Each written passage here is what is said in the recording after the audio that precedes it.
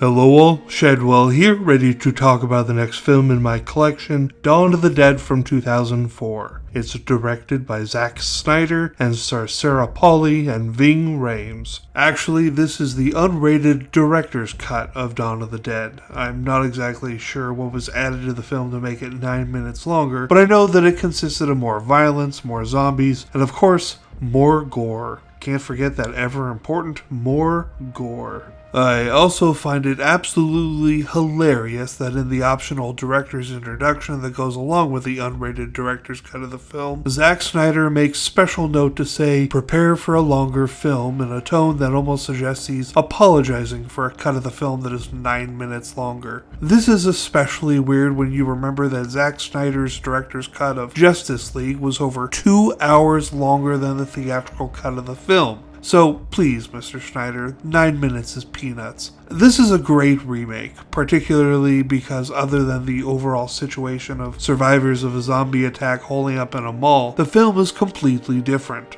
And as it is completely different, it goes to some wild places, including zombie babies, which is a pretty wild direction to go in. But the thing I love most about 2004's Dawn of the Dead is something not a lot of people are aware of. See, the original Dawn of the Dead was released in Europe under the title of Zombie, minus the E, and that was such a success over there that Lucio Fulci was hired to make a sequel that was released in Europe as Zombie 2, again without the E, but released stateside as Zombie with the E.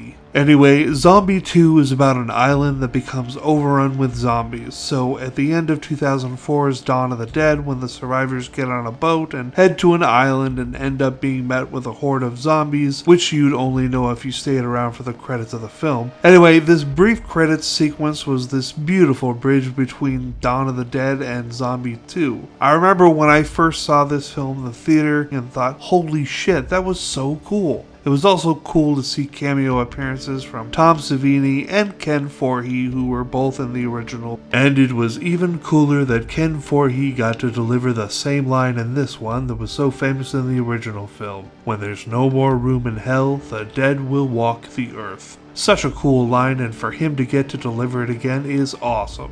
However, one of the security guards does casually use the F slur with a hard D, so I can't give 2004's Dawn of the Dead anything over a C+. Too bad. Oh well, tomorrow we move on to a movie with no F slurs, George A. Romero's third zombie film, Day of the Dead. See y'all then.